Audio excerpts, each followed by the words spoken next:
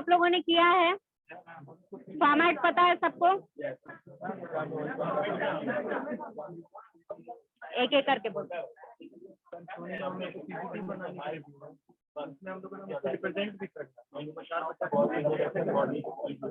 All right, see first of all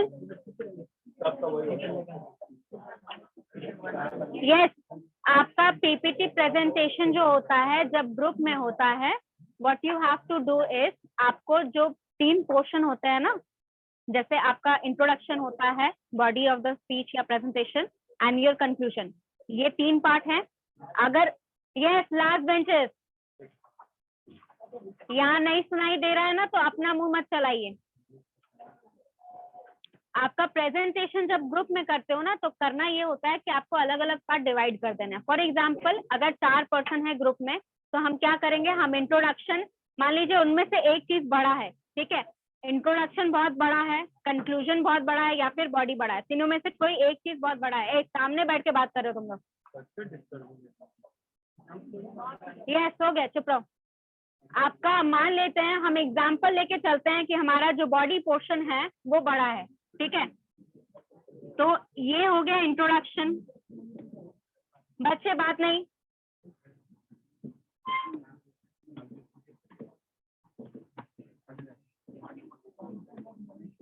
दिखाई दे रहा है उधर तक? ये body of the conclusion. See how you can present by 4 members आपके पास, यस 4 मेंबर्स का ग्रुप है आपका। आप 3 चीज में कैसे प्रेजेंट करते हो, तो हम एग्जांपल लेके चल रहे हैं कि हमारा जो बॉडी ऑफ द प्रेजेंटेशन है वो कम से कम 2 से 3 पैराग्राफ का है, ठीक है। 2 से 3 पैराग्राफ में हमने 4 पॉइंट्स डिस्कस किए हैं। बच्चे आवाज क्यों आ रही है मुझे पीछे से? नहीं जानना है तो बाहर निकल जाइए। आपके हेल्प के लिए मैं बता रही हूँ, so that you can present well and you can get good marks in this. मान लीजिए कि आपने बॉडी ऑफ द प्रेजेंटेशन में 4 पॉइंट्स लिखे हैं, उसको डिस्कस किया, 4 सब पॉइंट्स हैं उनको डिस्कस किया है, तो आप क्या करेंगे, इंट्रोडक्शन एक पर्सन करेगा, फर्स्ट मेंबर आपका क्या करेगा, इंट्रोडक्शन करेगा, ठीक है। 4 पॉइंट्स जो हैं उनको हम डिवाइड कर देंगे आपस में, इनमें से 2 पॉइंट जो है वो एक मेंबर करेगा, यानी कि ये सेकंड पर्सन जो है, कम इन, सेकंड मेंबर जो है वो 2 पॉइंट डिस्कस करेगा। एंड रिमेंबर ये 2 पॉइंट सिक्वेंशियल होने चाहिए। Sequential in the sense, introduction के बाद जो आपने प्रेजेंटेशन एक जगह लिख के रखी है, तो इंट्रोडक्शन के बाद जो चीजें डिस्कस करनी है, फॉर एग्जाम्पल अगर आपका क्लाइमेट चेंज है टॉपिक, एग्जाम्पल ले रही हूँ बस, क्लाइमेट चेंज आपका टॉपिक है, तो क्लाइमेट चेंज का इंट्रोडक्शन यानी कि क्या होता है क्लाइमेट चेंज, डेफिनेशन, ठीक है, what do we know, common लोग क्या जानते हैं उसके बारे में, वो एक मेंबर कर दिया, ठीक है। सेकेंड थिंग, 2 पॉइंट्स क्या हो सकते हैं आपके, कॉजेस, ठीक है, कॉजेस 2 पॉइंट्स हो गए। 2 पॉइंट आपका इफेक्ट, क्या इफेक्ट पड़ रहा है, एक इफेक्ट ह्यूमन बींग्स पे, एक इफेक्ट नेचर पे, 2 पॉइंट्स हो गया। ये आपका थर्ड मेंबर करेगा, ये आपका थर्ड मेंबर करेगा, और चौथा मेंबर को कंक्लूजन दे दो। हो गया प्रेजेंटेशन तुम्हारा 4 मेंबर का। अगर इससे ज्यादा का है, मान लीजिए 6 मेंबर का ग्रुप है, तो आपको मटेरियल ज्यादा लिखना पड़ेगा। इससे कम का है, मान लीजिए 3 लोगों का प्रेजेंटेशन है, तो एक पर्सन बॉडी पार्ट पूरा बोल देगा, या फिर जिसके पास इंट्रोडक्शन है वो एक पार्ट बोल देगा, यानी कि एक पॉइंट ऑफ द कॉज वो एक्सप्लेन कर देगा, एक इफेक्ट कंक्लूजन पार्ट वाला जो मेंबर है वो कर देगा। इक्वल डिवाइड होना चाहिए। यस, कंक्लूड करोगे किस तरह इस चीज को हटाया जाए, कॉजेस को कैसे, प्रिकॉशन कैसे लिया जाए, प्रिकॉशन कैसे लिया जाए, और क्या बोल सकते हो कंक्लूजन में, और क्या होगा आपका, किस तरह आप इफेक्ट करोगे, अपने तरफ से क्या स्टेप्स लोगे, सो दैट अभी तक जो डैमेज हो चुका है, प्रिकॉशन तो होता है कि आगे डैमेज ना हो, अभी तक जो डैमेज हो चुका है उसको कैसे हम हटाएं, उसका इलाज कैसे किया जाए, ठीक है। तो उसके लिए आप यहाँ पर मेडिसिन लिख सकते हो, या फिर आप लिख सकते हो, मेडिसिन मैं इसलिए यूज कर रही हूँ क्योंकि बीमारी का इलाज करके, मेडिसिन एक्चुअल मेडिसिन नहीं, जैसे मतलब जो स्टेप्स आप लोगे as steps to remedy, steps for the remedy और steps to remedy the problem, वो लिखोगे, प्रिकॉशन लिखोगे कि आगे आने वाले प्रॉब्लम में क्लाइमेट चेंज को कैसे सॉल्व करें और अभी तक जो डैमेज हो गया उसके लिए क्या किया जाए। अगर मैम मेरा कोई पार्टनर है जो बॉडी लैंग्वेज को रोल दिया गया है वो कॉजेज एक्सप्लेन करेगा, अगर वो सर्टेन पॉइंट पे अटक जाता है तो लाइन तक में भूल जाता है, तो क्या हम सपोर्ट कर सकते हैं? बेसिकली करना तो नहीं चाहिए, but because it is a team work you can help him, because it is a team work. आपका प्रेजेंटेशन टीम में देने का, बोलने का मोटिव क्या है कि आप टीम वर्क कैसे करते हैं। तो अगर आपका एक मेंबर अटक रहा है किसी चीज में तो आप उसकी हेल्प कर सकते हैं।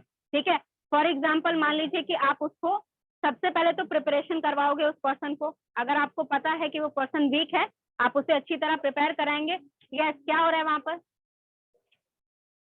क्या हुआ?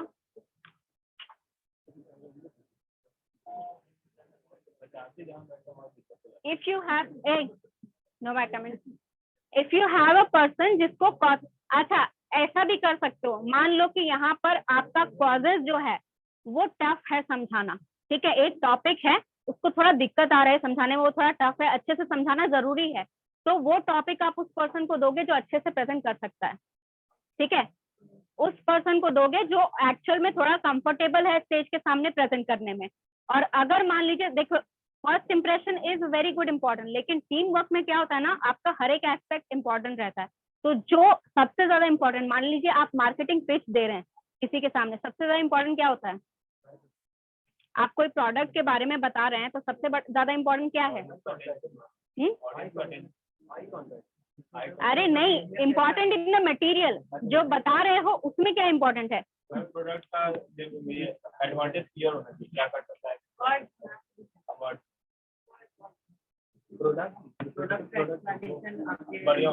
प्रोडक्ट कितना प्रॉफिट कमा रहा है, सबसे ज्यादा इम्पोर्टेंट होता है। जब आप प्रोडक्ट पिच देते हैं इसका मतलब आपका प्रॉफिट कमा कितना रहा है, ये सबसे इम्पोर्टेंट एस्पेक्ट होता है। ठीक है, तो वो पर्सन जो अच्छा है कम्युनिकेशन का, वो प्रोडक्ट का एडवांटेज तो ऑब्वियसली बताना ही है, प्रोडक्ट क्या कर रहा है, क्या नहीं कर रहा है, कितना हेल्पफुल है, ये सब चीज इंपॉर्टेंट है। लेकिन सबसे ज्यादा इंपॉर्टेंट होता है कि आपने कितना इन्वेस्ट किया और आपने कितना प्रॉफिट कमाया, because investors are only, that is the only thing that is attracting the investors. ठीक है, आपकी प्रोडक्ट पिच कस्टमर सुनेगा प्रोडक्ट के लिए, इन्वेस्टर किस लिए सुनेगा? प्रॉफिट के लिए। तो आपको देखना है कि अपनी ऑडियंस के हिसाब से आपको मेन पॉइंट बताना है। यस, क्या हो रहा है इधर, बताइए तो जरा मुझे, क्या हो रहा है इधर? क्यों मुंडी झुका के सब ही कर रहे हो? अगर नहीं सुनाई दे रहा है तो आप पूछ सकते हो।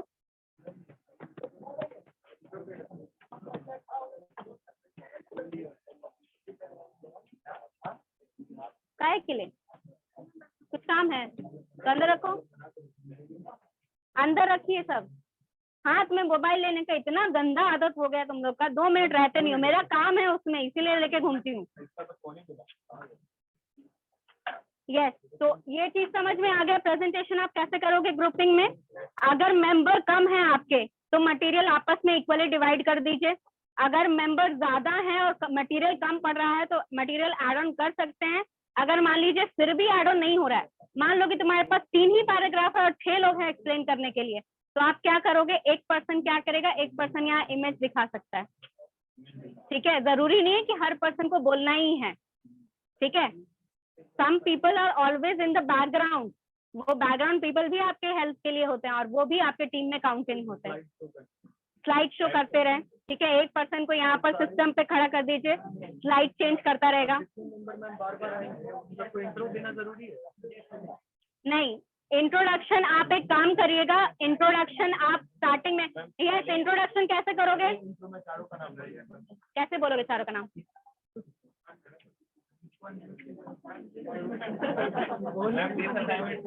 बी साइलेंट, रुक जा, क्या?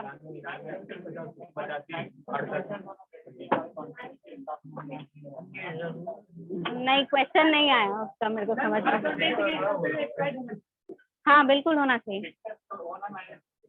नहीं, पिक्चर सबसे ज्यादा मैंडेटरी है बच्चे, किसी भी जहां पर भी आप प्रेजेंट कर रहे हो, बिना इमेज दिखाए आप प्रेजेंट करोगे क्या? वो तो आप स्पीच लिख रहे हो वहां पर। फिर for example, excuse me ma'am, excuse नहीं मी नहीं, मैम, मुझे एक एग्जाम्पल दीजिए कोई भी ऐसा टॉपिक का जहां पर आपको लग रहा है कि इमेज नहीं बैठ सकता। हाँ वो एक बहुत सारे में क्या, एक एग्जाम्पल दो ना तुम, फिर मैं बता। मैम एक्सक्यूज मी मैम, कोई एक एग्जाम्पल दो मुझे।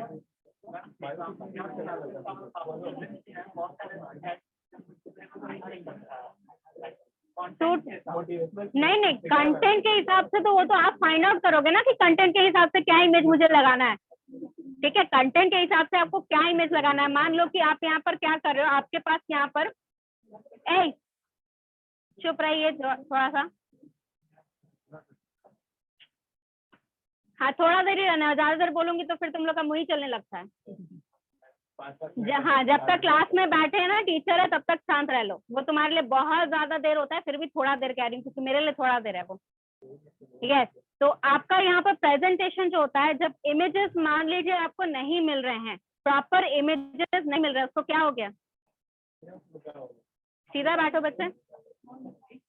यस, आपको यहाँ पर इमेजेस अगर प्रॉपर नहीं मिल रहे हैं तो आप इमेजेस बना सकते हैं।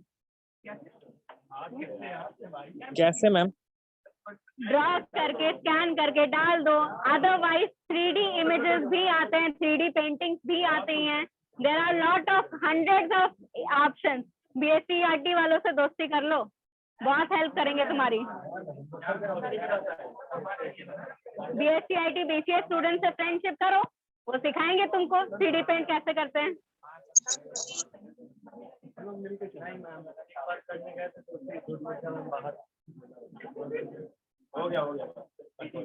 यस, ये एंड हो गया, इसमें कोई डाउट किसी को नहीं? सबको डाउट क्लियर हो गया?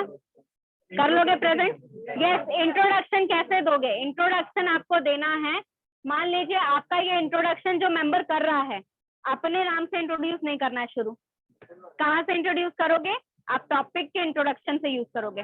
टॉपिक आपका क्लाइमेट चेंज है, क्लाइमेट चेंज बोलोगे, today our topic for the presentation is this, I will be introducing you about my name is this and I will be introducing you about the topic, the basic information that you should need to know about this topic.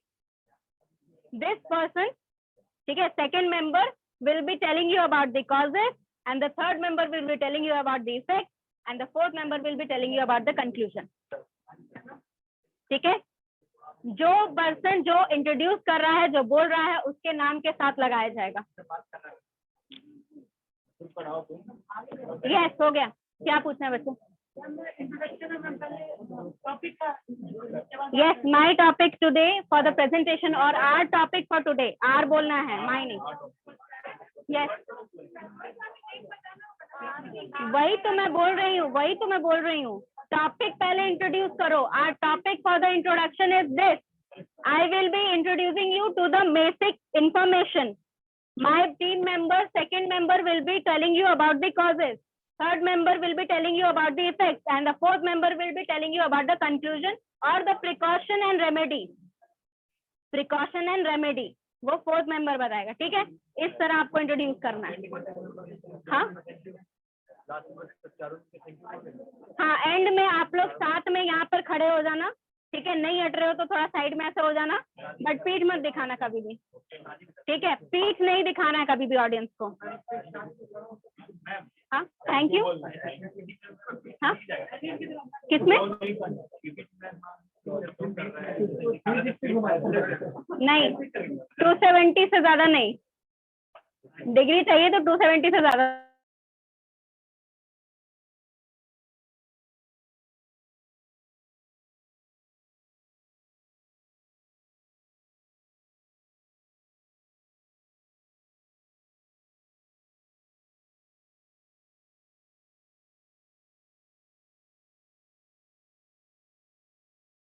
Ma'am mute हो गई हैं आप।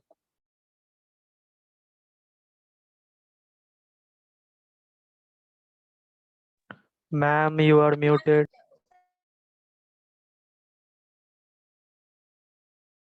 ना दूंगा, टूट गया।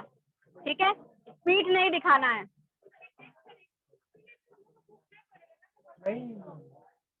इतना करिए, काफी है।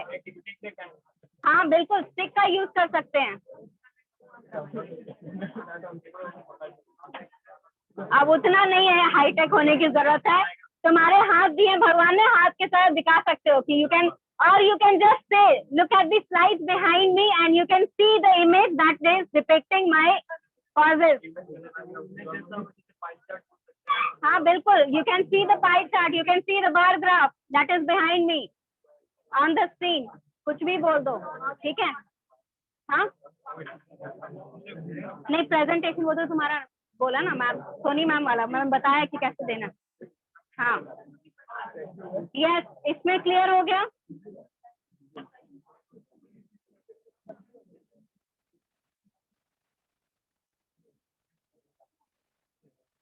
तुम लोग को ना मैं जिगजैग करके बैठा दूंगी, एक लड़की एक लड़का। हाँ नहीं, वहां से हाथ हिलाने से कुछ नहीं होगा, चुप बैठो चुपचाप।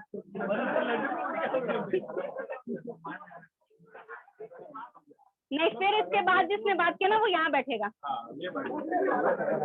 वो यही बैठेगा एकदम, मतलब कहते हैं ना टीचर के जिसमें पैर के पास रहोगे उतना ज्यादा ज्ञान मिलेगा, वो पैर के पास ही बैठेगा मेरे। हाँ यस, ये क्लियर हो गया। यस, टुडे हमारा जो टॉपिक है यहाँ पर दैट इज ऐसे राइटिंग। ऐसे क्या होता है मैम? फिर से एक बार क्लियर कीजिए मैम। ऐसे क्या होता है? ट्रांसलेट करने नहीं बोला है।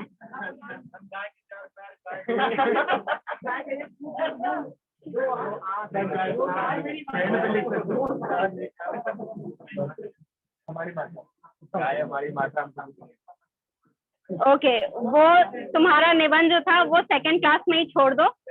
अब तुम सेकंड सेमेस्टर में जाने वाले हो, तो raise up to your level. Competition exam का इसी टाइप का था मैम।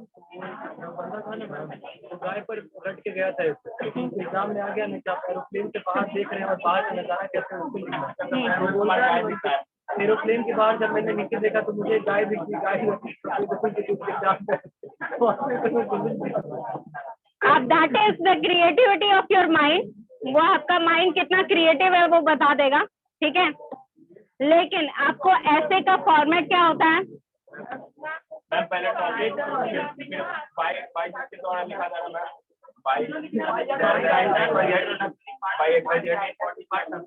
फिर मैम सेम इंट्रोडक्शन बॉडी। अच्छा, what is the difference between essay and speech?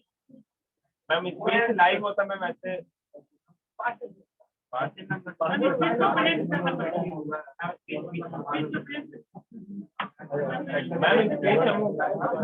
अच्छा, स्पीच को प्रेजेंट करते हो और ऐसे को प्रेजेंट नहीं करते हो, ठीक है? तो रिपोर्ट और ऐसे में क्या फर्क होता है? रिपोर्ट और ऐसे में, और अगर उसके ऊपर ऐसे लिखने बोला जाए तो मैम उसको अब ऐसे हो गया। ऐसे हो जाता है।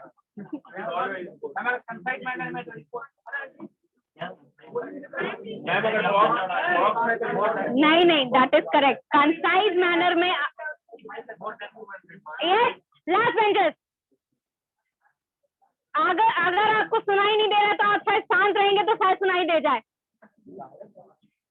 शायद इसलिए बोलते ना कि कान बंद करके रखते हैं वो लोग। सिर्फ बाहर से कोई टीचर आएगा बोलने के लिए तो कहेंगे मैम की आवाज नहीं सुनाई दे रही है। भगवान जाने कौन सा एकदम रट्टा मार के रखे हैं बहाना, सुनाई नहीं दे रहा, सुनाई नहीं दे रहा। बस कमेंट तो तुरंत निकलता है तुम्हारे मुंह से।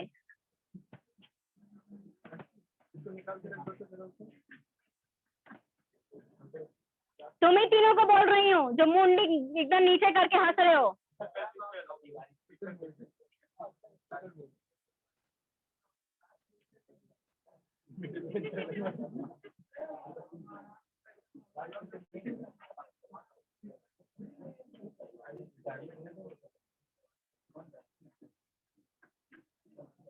If you can't keep quiet for at least half an hour, एक तो आधा क्लास तुम लोग वैसे ही खा जाते हो बाहर घूम घूम के आकर। हाफ एन आवर भी तुम लोग यहाँ पर क्लास में शांति अगर नहीं बैठ सकते हो, मेरे ख्याल से तुम्हें नहीं बैठना चाहिए क्लास में। आप चुपचाप बाहर निकल जाए इससे पहले कि मैं बेइज्जत करके बाहर निकालूं। नहीं पढ़ना है शौक से बाहर जाओ, एड ऑन कोर्स है, यूनिवर्सिटी में नहीं आएगा, तुम्हारा डिग्री में नहीं लगेगा।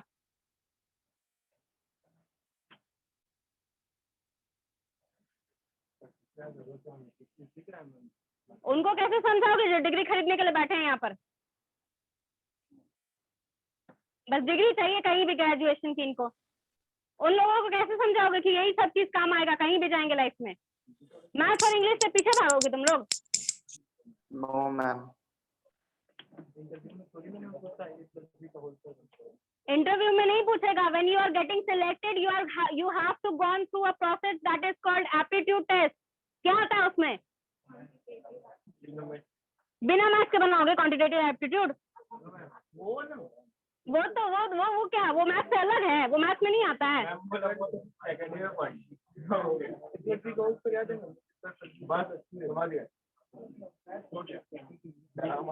वहाँ तुमको डिस्ट्रीब्यूटिव वाला आता है, व्हाट इज डाटा डिस्ट्रीब्यूटिव उसको कहते हैं, स्टैटिस्टिक आएगा।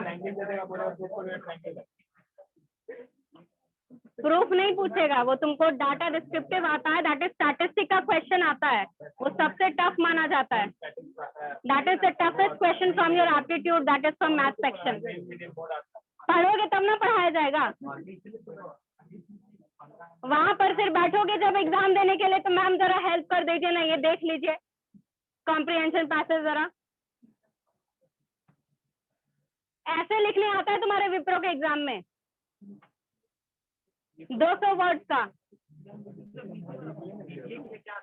बीबीए के लिए यहाँ पर बिग बास्केट आया था लास्ट ईयर, ICS। हाँ, तुम्हारे से कम स्ट्रेंथ है पिछले बार में।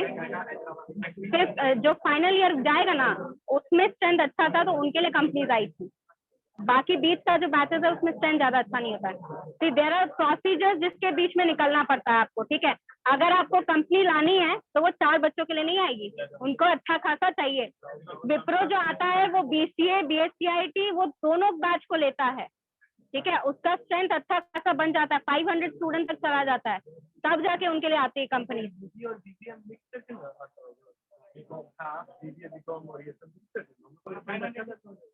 तो वही कंपनीज आएगी जो तीनों को ले सकती है। Something that is common with between 3 sectors.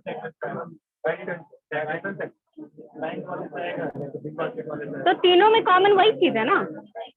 हाँ बस हो गया, पीछे मंडली शुरू तुम लोग का। यहाँ तो फालतू बात हो रही है, यहाँ तो सुनना नहीं है तुम्हें। यस बस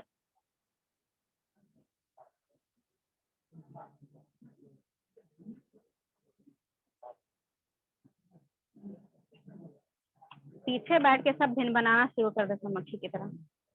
यस, ऐसे राइटिंग आपका जो होता है दैट इज इम्पोर्टेंट बिकॉज वहां पर ऐसे राइटिंग आपको क्या हेल्प करता है मुझे ये बताइए।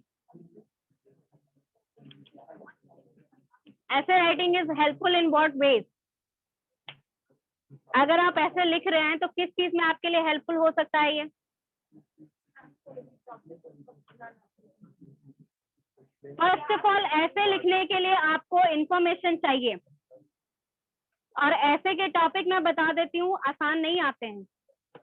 किसी भी कॉम्पिटिटिव एग्जाम में या किसी भी प्रोसीजर से आप गुजर रहे हैं, अगर आपको वहां पर पूछा जा रहा है ऐसे के topic, let me give you one example. ऐसे का एक टॉपिक आया था कि अगर हम नार्कोटिक वाले जो प्रोडक्ट्स हैं, आपके टबैको है, ठीक है, शराब वगैरह है, इनका अगर टैक्सेस बढ़ा देते हैं, ठीक है, तो क्या कंज्यूमर कम हो जाएंगे? और अगर कंज्यूमर कम होंगे तो क्या इस पे हमारी इकोनॉमी पे असर पड़ेगा? ये क्वेश्चन था। एंड इस पे आपको ऐसे लिखना है।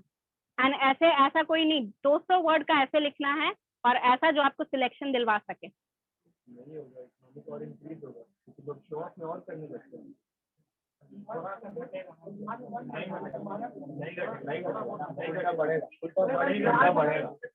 राइट इट इनटू अ ऐसे। 200 वर्ड का ऐसे लिख पाओगे इससे? क्या इंट्रोडक्शन दोगे? ये है कि अभी क्या होता है कि हमारे और उसके लिए डाटा चाहिए तुम्हें? 5 साल का अगला 5 या 5 साल का हो सकता है। This helps you to gather information. After gathering the information, किस तरह उसे strategically लिखा जाए, way of writing, and third thing, अपने opinions किस तरह आप फॉर्म करते हैं, आपको क्या लगता है, ठीक है? Because you are a management student. बच्चे तुम तीनों बाहर जाओ, बाहर जाओ तुम तीनों। यस, तुम तीनों अभी बाहर जाओ, अदरवाइज मैं गार्ड के बुला के बाहर लेके जाऊंगी। नहीं, बाहर जाइए तीनों, अभी के अभी बाहर जाओ।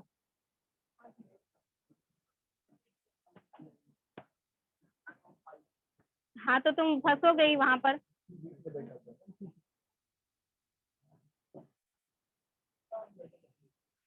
यस, नेक्स्ट टाइम किसी का मुझे सर ऐसे हंसते हुए दिखाना बिना मतलब का, वो भी बाहर जाएगा। और ये जो बाहर घूम रहे हैं, ये नोट डाउन होता है कि आप बाहर घूम रहे हैं। आपको पता है पूरे कैंपस में कैमरा लगा हुआ है। मुझसे पूछा जाएगा कि वो क्लास में क्यों नहीं है, मैं बोलूंगी क्लास में निकाल दिया गया था उसे। यस, तो ऐसे राइटिंग जब आप करते हैं तो आपका डाटा आप किस तरह गैदर करें, उसको किस तरह आप स्ट्रैटेजिकली लिख सकते हैं, प्लस आप अपने ओपिनियंस को एक्सप्रेस करना सीखते हैं। जो स्पीच से आपने सीखा, स्पीच में आपने पूरी तरह अपना ओपिनियन एक्सप्रेस किया, लेकिन आप पूरी तरह अपना ओपिनियन एक्सप्रेस नहीं कर सकते। बीइंग अ मैनेजमेंट स्टूडेंट, आप अपना ओपिनियन उतना ही बता सकते हैं जितना आपसे पूछा जा रहा है। अगर ज्यादा बताएंगे that means you are imposing power on someone. ये ओवर पावरिंग हो जाता है, ये एग्रेसिव हो जाता है, ये आपको नहीं करना है। तो ऐसे shows you how you can minimize your opinion, how you can minimize your aggression and show your power lesser, but you can impose your power with a perfect blend of information. Information और power का blend बताता है आपको, ऐसे समझे? जितना information, जैसे एक होता है ना कि मूर्ख आदमी को कितना भी आप समझा लें, चिल्लाएंगे इसके सामने तो वो कभी सुनेगा नहीं सुनेगा। आप उसको लॉजिकली समझा के देखिए, शायद समझ जाए। उसके बाद भी नहीं समझेगा तो आप क्या करोगे? आप छोड़ दोगे ना उसे। तो ऐसे आपको हेल्प करता है कि जिस पर्सन को इंफॉर्मेशन नहीं है, ठीक है, मान लीजिए आपसे कोई हेल्प मांगने आ रहा है कि मुझे स्टॉक में इन्वेस्ट करना है, तो आपके पास नॉलेज है ना, आप उस नॉलेज को इस तरह उसे ऐसा तो नहीं बोलोगे ये कर दो, वो कर दो, वैसे कर दो। आप सजेशन दे रहे हो ना, आपको क्या करना है, आप उसको डाटा बताओगे कि आप इस मार्केट में, अभी मार्केट ऐसा चल रहा है, आपको ऐसा होगा तो पता चल जाएगा कि मार्केट अच्छा चल रहा है या नहीं चल रहा है, यहाँ इन्वेस्ट करिए, वहां से इन्वेस्ट कर सकते हैं, अगर यहाँ इन्वेस्ट कर रहे हैं तो इतना इंटरेस्ट मिल रहा है, इतना प्रॉफिट हो जाएगा इतना सालों में। That means you are giving information and you are giving your authority also. आप वहां पर अथॉरिटी भी शो कर रहे हैं, that you have the information and knowledge and power to show that you can help him with the investment. ठीक है, तो यहाँ आपको बहुत ही अच्छे से ऐसे राइटिंग में आपकी नॉलेज और पावर का ब्लेंड पता चलता है कि किस तरह आप अपने इमोशंस को कंट्रोल करके इंफॉर्मेशन एक्सचेंज करेंगे, ताकि सामने वाला समझ पाए कि जो बातें मैं बता रही हूँ या जो बातें मैं समझा रहा हूँ वो आपके काम की है। This helps also when you are dealing with the client. आप अगर किसी इन्वेस्टमेंट बॉडी में जाएंगे, वहां पे क्लाइंट से जब आपको डील करना होगा, क्लाइंट्स बहुत ही ज्यादा सेंसिटिव होते हैं कई बार, क्योंकि उनके पास पैसा है, वो इन्वेस्ट करना चाहते हैं अपना पैसा। That means they already have authority in their mind that they have the money. ठीक है, वो पैसा दे रहे हैं, आपको काम करना है, ये थिंकिंग उनके माइंड में है, तो वो आपको नीचे नजर से देख रहे हैं, आपको वहां पर अपना अथॉरिटी एग्जर्ट कर रहा है, लेकिन इतना ज्यादा नहीं कि वो भड़क जाए। ठीक है, आपको अपना अथॉरिटी इस पोजीशन से जाके देना है कि आप उनको इंफॉर्मेशन गैदर करके दे रहे हैं, मैंने ये बता दिया आपको, अब आपकी मर्जी, आप अपना पैसा कहाँ इन्वेस्ट कर रहे हो। समझे? All right. तो ऐसे का फॉर्मेट जो होता है, ऐसे के फॉर्मेट में if you are writing something, आपको पता है कि फर्स्ट चीज आपको क्या याद रखनी है, हमेशा जब भी आप रिटन कम्युनिकेशन कर रहे हैं, यहाँ तक नहीं दिखेगा, हमेशा जब भी आप रिटन कम्युनिकेशन कर रहे हैं या ओरल भी कर रहे हैं, तो सबसे पहली चीज क्या होती है? To gather information. ठीक है, हमें इंफॉर्मेशन गैदर करनी है। इसमें दिखाई देना चाहिए, ऊपर करना पड़ेगा। यस, इंफॉर्मेशन हमें गैदर करना है, उसके बाद करना है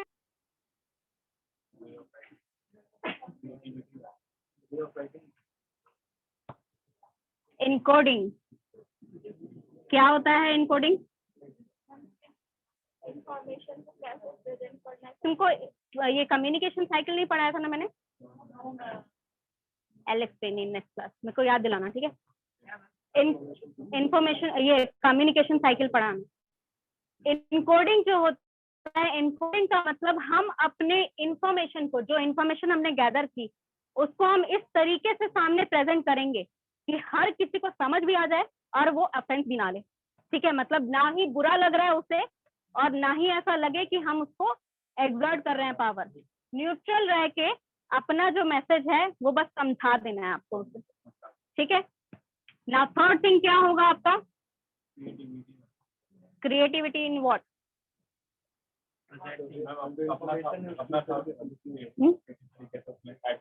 दैट इज इनकोडिंग। वो इनकोडिंग में ही आता है। आप अपने तरीके से कैसे उसको बता रहे हो, किस तरीके से बता रहे हो, दैट इज इनकोडिंग इटसेल्फ। आप उसके बाद क्या होगा?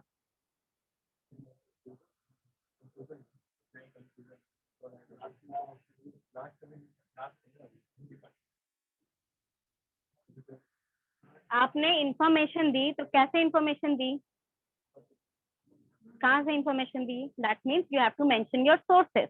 ये ऐसे में नहीं लिखना है, ये आपको बताना है कि मान लीजिए कि आप बता रहे हैं, जैसे कि if you are giving information about a certain product, तो वो इंफॉर्मेशन आपको कहाँ से मिली, ठीक है। हाँ, example for in times of India this article have come, this product was have sailed in this, यानी कि सोर्सेज आपको बताना जरूरी है। क्यों बताना जरूरी है सोर्सेज? यस यस, ताकि ये ट्रूथ लगे, ठीक है, सच्चाई पता चले उन्हें, प्लस ये आपके आइडियाज नहीं है, आपने किसी और से लिए हैं, सो दैट आपके ऊपर कोई ऐसा आरोप ना लगे कि आपने कहीं से चुराया, so that this is not your idea, ठीक है। ये आपको पता होना चाहिए, ये आपकी ऑडियंस को पता होना चाहिए कि आपका अपना आइडिया नहीं है, आपने ये, तो आप बता दीजिए कि I think in my opinion I should, we should do this, ठीक है। सोर्सेज, आप भी तो अपने सोर्सेज है ना, तो आप मेंशन करेंगे। लास्ट वर्ड क्या कंक्लूड करोगे? कंक्लूजन ऐसे में कैसे लिखते हो?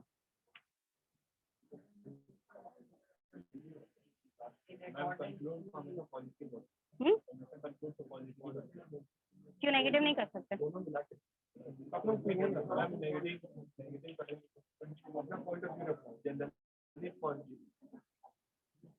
देखो, ऐसा चीज है जहां पर आपको किसी एक पॉइंट पे स्टिक करने की जरूरत नहीं है।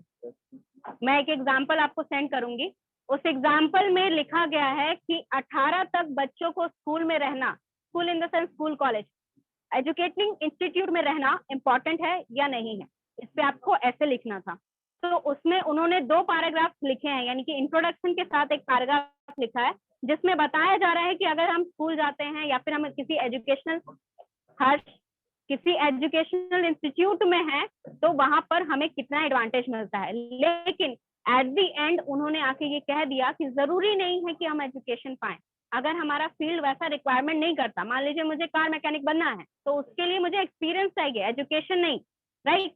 तो ये चीज कंक्लूजन में जो है ना, कंक्लूजन में आप वो चीज इंक्लूड करोगे, ठीक है। अगर आप कुछ अपोज कर रहे हो, अगर आपको लगता है कि अपोज हो सकता है वो चीज, तो कंक्लूजन में जरूर इंक्लूड करोगे उसे, ठीक है। यहाँ पर एक ही पॉइंट पे स्टिक करना जरूरी नहीं होता है, यहाँ पर सारी इंफॉर्मेशन बताना जरूरी होता है।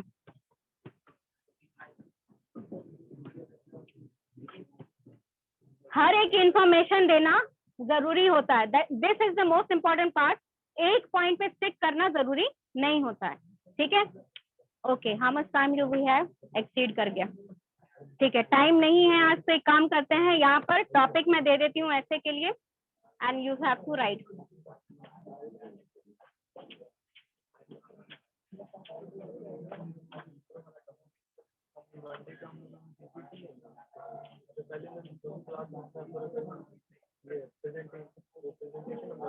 मंडे को है तुम्हारा, तो मेरा भी फ्राइडे क्लास आएगा ना, फ्राइडे क्लास को आई विल एक्सप्लेन।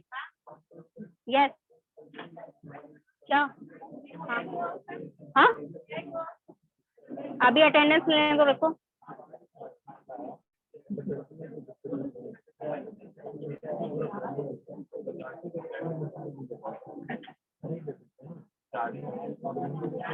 अरे यार ये खोल के बैठे हुए हैं।